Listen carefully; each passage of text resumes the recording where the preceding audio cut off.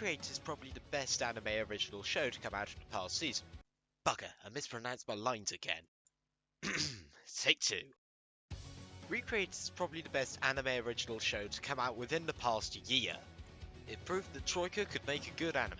All it had to do was just go it alone. If you go into the spring 2017 section of my anime list, you'll notice that Recreators is 5th.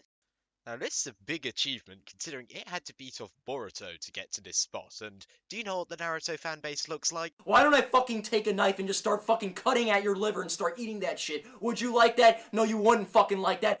Wouldn't fancy running into that on a dark night. It's also a big achievement considering that its competition was that anticipated sequel, that other anticipated sequel, that thing which I'm not gonna fucking bother to pronounce, and what the actual hell? Now, when I say this is an original anime, I don't just mean it in the sense that it's not based off a previous source. I mean it's original in every sense of the word. Apart from its title, it does that thing where it puts Re at the beginning of its name.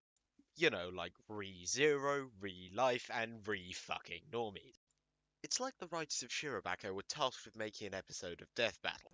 This show is great from its awesome fight scenes to its amazing soundtrack composed by Hiroyuki Sawano, the man who did the soundtrack to Attack on Titan and Attack on Titan. He also did the soundtrack to Gundam and Gundam. However, one of the best things about the show is an episode where it did the impossible. However, this moment needs a bit of build-up, so I'm going to introduce to you a phenomena in the anime community. The Best Girl War.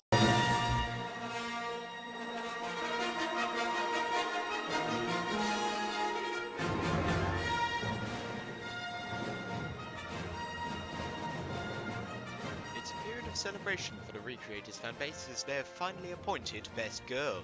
She is a Mahou Shoujo by the name of Mamaka. The Silesia for Best Girl alliance has gone into hiding. Mamaka has sided with Altair and may have feelings for Alice Terrier, much to the rejoicing of many Yuri artists. However, recently she has begun to doubt the actions of her allies and has donned a white hoodie which looks so damn cute. However, it appears fate has another plan for her. Now, some major shit went down in episode 8, and I'm not really sure why, but I do have a theory. I assume what happened was a conversation between the director, Aoki, and some random Daikamura-toting weeb. Here is how I think the conversation went. Do you like Recreators? Yeah, it's good. Who's your favourite character? Mamaka. So you like Mamaka then? Yeah. No, as in, do you like Mamaka? Oh, then yes, she's the closest thing I've ever had to a human relationship. What say in the next episode we put her in a bit of a sticky situation? Oh yes. Do you want to see her get penetrated from every angle? Oh yeah. Well, if you excuse me, I've got an episode to make.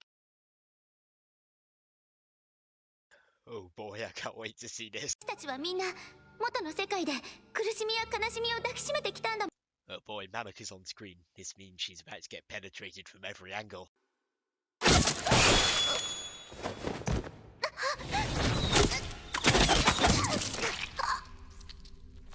So, what's the moral of the story? Take it away, Mick Jagger. You can't always get what you want.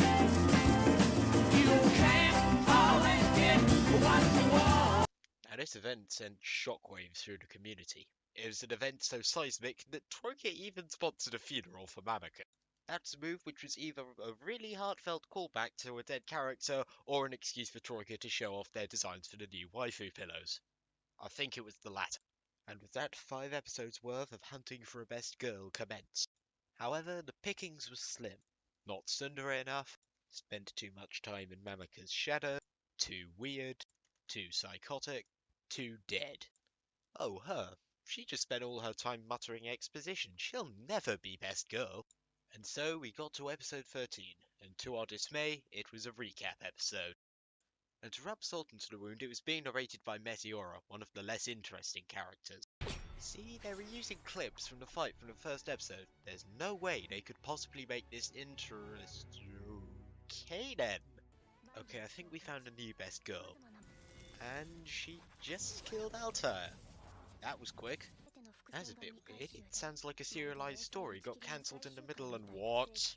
Yeah, so Meteora here, or as I'm now going to refer to her, Deadpool Chan, decides, you know that Konstantin Stanislavski guy?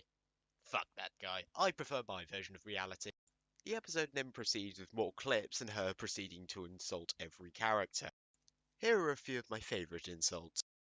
He comes from 100 years in the future and is quite hot-headed. He is also a lolicop.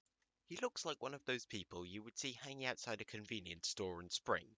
He is also very impolite. This is Mamako with some of her friends, Melt, Karen, and random classmate.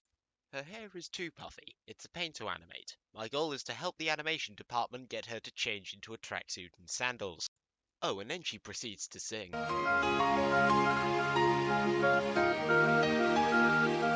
月明かりが世界を照らしてなんちって And once she's finished insulting the characters, she turns on us. しただの業界の危機だのセンセーショナルな言葉で煽られる昨今だけくらいのインターバルがないと監督や現場 P が後半を待たずにカスカスのミイラになってしまう So I go back on that statement. There are in fact two impossible things this episode does.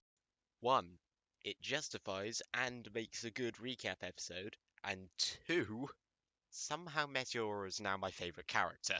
And the show also thought so too, because in the last episode, episode 22, Meteora stays behind to become a creator. Meteora writes a story and calls that story Recreators.